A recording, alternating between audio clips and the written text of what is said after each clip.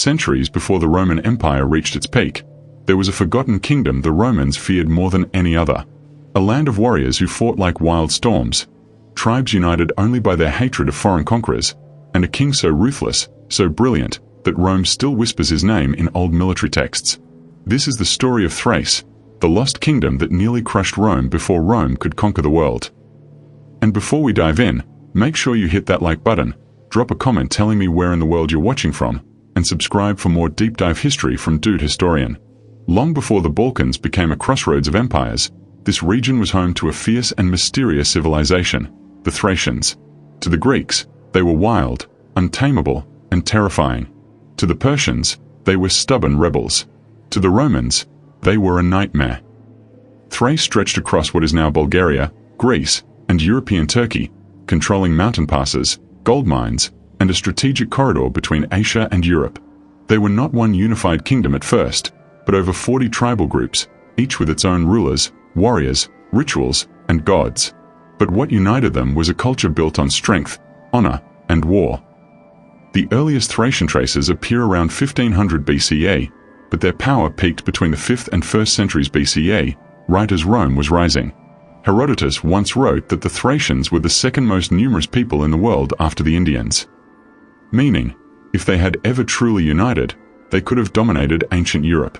And for a brief moment, under a king named Spartacus, and later Codes, that exact fear nearly became Rome's reality, a land that forged warriors. Thrace was not a gentle countryside. It was sharp mountains, freezing winters, brutal storms, and endless forests. A land like this doesn't create scholars first, it creates fighters. Young Thracian boys were raised to hunt, ride, and fight almost from the moment they could walk. Their signature weapon, the rhomphaia, was a long, curved blade capable of slicing through shields, helmets, even limbs, in a single blow. Roman writers described Thracian fighters as men who swung death like a farmer swings a scythe. Their strategic position. Thrace controlled the land bridge between Europe and Asia. Whoever ruled Thrace controlled access to the Black Sea, major gold and silver mines, trade routes used by Greeks and Persians, the gateway to the future Byzantine capital, Constantinople. This made Thrace impossibly wealthy, and a target for every empire. The rise of the Odrysian Kingdom. Around 480 BCE, something changed. A Thracian leader named Teres united multiple tribes into one powerful state, the Odrysian Kingdom. This was the moment the world realized the Thracians were not just warriors. They were becoming an empire. His son, Spartacus, expanded this new kingdom into a massive regional force, controlling nearly all of Thrace, commanding tens of thousands of troops, and forging alliances with Athens. Greeks feared them, Persians respected them, and Rome wasn't ready for them yet.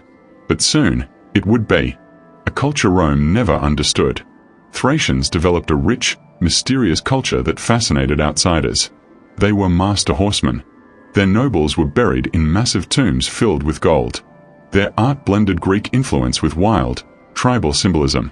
They worshipped gods of wine, frenzy, and battle, including Dionysus, whom they believed was originally Thracian. In fact, ancient writers said Thracian rituals were so intense that Greek observers often ran away in fear. Unbelievable craftsmanship. Archaeologists still uncover Thracian treasures made of pure gold, intricate silver, jeweled armor, ceremonial masks. These were not barbarians. They were engineers, artists, and master metallurgists. Economy and influence. Thrace became wealthy through mining, trade routes between Greece and Asia, exporting mercenary warriors, controlling ports on the Black Sea. Their kings became some of the richest rulers in Europe. And when a kingdom becomes wealthy, it becomes dangerous. Rome noticed. And Rome does not tolerate competition. The king who terrified Rome. By the 2nd century BCE, Thrace had powerful rulers like Codes IV, men who could unite tribes, raise enormous armies, and disrupt Roman expansion. But the real threat came from the Thracian tribes who refused to kneel to any empire. The Bessi, the Triballi, and the Dacians to the north. These groups raided Roman borders, destroyed legions, and caused chaos. The Spartacus connection. One of the most famous rebels in history, Spartacus, was Thracian. a man who shook Rome to its core, a gladiator who nearly broke the empire from within. His uprising wasn't just an accident. It was a reflection of the Thracian spirit. Unbreakable, fearless, born for war. Thrace versus Rome, a brewing storm. Rome wanted the Balkans. Thrace wanted independence. Clashes erupted along borders. Roman generals underestimated Thracian fighters and suffered humiliating defeats. One Roman historian wrote that Thracian warriors came down the mountains like thunder. Another claimed they fought as if possessed by spirits. Rome had crushed the Greeks. Rome had defeated Carthage. But Thrace was different. Thrace fought like it had nothing to lose. The almost crushing of Rome. At one point, Thracian coalition forces, combined Odrysian, Bessi, and Dacian warriors, nearly halted Roman eastern expansion entirely. Had they united under a single leader, Rome may never have reached the Balkans, never reached Greece, and never achieved dominance in Europe. The Roman Empire we know today exists only because Thrace failed to unite in time. But their resistance shook Rome. Some Roman generals warned the Senate to avoid war with Thrace at all costs. That advice was ignored. Thrace did not fall quickly. It fell like a storm dying over mountains, slowly, violently, and with unforgettable fury. Internal division. The same tribal independence that made Thrace strong, made it impossible to fully unify. Tribal kings fought each other. Alliances broke. Rivals betrayed rivals. And Rome exploited every weakness. Roman invasion. By the 1st century CE, Rome launched full-scale campaigns into Thrace. Siege by siege, tribe by tribe. Rome crushed the region. But Thrace did not go quietly. In one battle, Thracians fought until every warrior fell, refusing surrender. Romans reported that even wounded Thracians crawled toward them to keep fighting. Annexation. In 46 CE, Thrace became a Roman province. The once feared warriors were absorbed into Rome's empire. But the Thracian spirit did not disappear. Many Thracians joined the Roman army, especially as cavalry. Some became elite imperial guards. Their skills were too valuable to waste. Yet the independent kingdom that once threatened Rome was gone. What Thrace left behind? Thrace may have vanished as a kingdom, but its legacy shaped the ancient world in ways few remember. Their gold artifacts are among the most stunning in Europe. Their warriors influenced Roman cavalry tactics. Their culture helped shape Greek mythology and early Balkan identity. The city of Byzantium, in Thracian territory, later became Constantinople, capital of the Eastern Roman Empire. Without Thrace, the map of Europe might look entirely different. And perhaps the greatest legacy of all, the reminder that history is filled with powerful civilizations the world forgets, until someone brings their story back to life, just like we did today. When Thrace fell under Roman control, the world barely noticed. There were no grand monuments built to honor their final kings, no epic poems written to immortalize their last battles. History simply moved on. But silence is not the same as disappearance. And in the shadows of the empire, the Thracian identity found ways to survive. Rome began reshaping Thrace brick by brick. They built roads, military outposts, amphitheaters, and administrative cities. Some Thracians adapted, learning Latin, trading with Roman merchants, and adopting Roman customs. But deep in the mountains, the Rhodope Range, the Balkan Highlands, the old ways continued. There, the rituals to Dionysus and Sabazios were performed in secret. There, the warrior clans preserved their traditions. Archaeologists still find villages in these mountains from the Roman period where the pottery, weapons, and burial practices remain distinctly Thracian, untouched by the empire. Thracians in the Roman army. Rome quickly realized something important. You don't erase warriors like these. You recruit them. Thracians became some of Rome's deadliest cavalry units. Their speed, their skill with the rhomphaia, and their mountain-hardened endurance made them ideal frontier soldiers. Some served in Britain, Spain, and even North Africa. Imagine that, men from the Balkan Mountains defending Rome on the far edges of the known world. This was the last breath of the Thracian warrior tradition, but it was a powerful one. Rome thought Thrace was tamed. Rome was wrong. In 21 CE, before full annexation, a Thracian leader named Diomedes sparked a massive revolt. It began with frustration over taxes, but quickly exploded into an all-out war for freedom. Thracian warriors swarmed out of the mountains and overwhelmed Roman garrisons.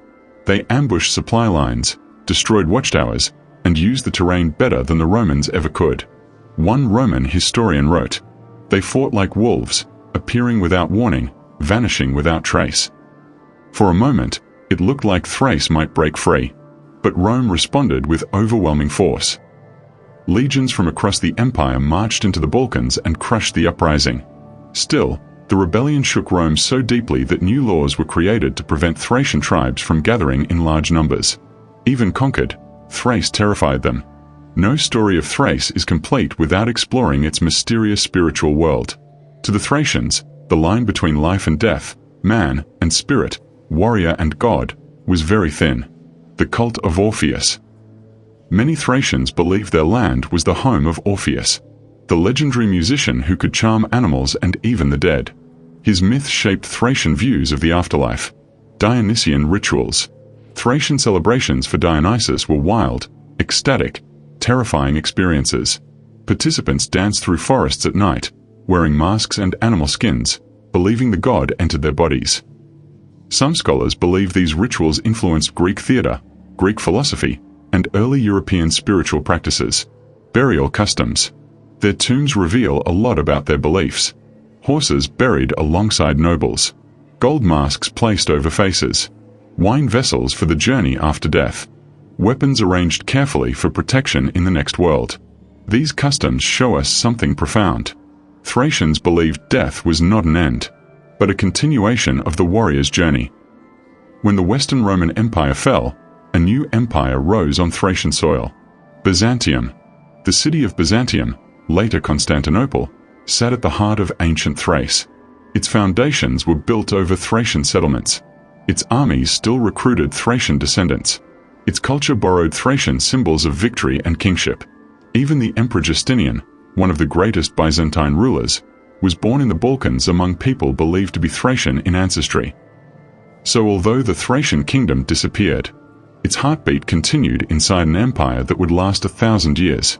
Modern genetic studies show that people in Bulgaria, northern Greece, and parts of Turkey still carry significant Thracian ancestry.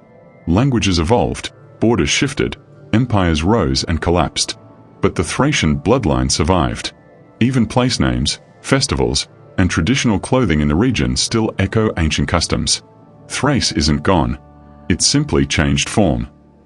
Thrace was a land of warriors, poets, mystics, and kings. A land Rome feared, Greece misunderstood, and history nearly erased. Yet today, we stand here, thousands of years later, still telling their story. Because lost kingdoms never truly die. Not as long as someone remembers them. And that someone is you. If you enjoyed this documentary, don't forget to like the video, comment where you're watching from, and subscribe to Dude Historian for more forgotten civilizations and untold histories. Because the world is full of lost kingdoms, waiting for you to discover them.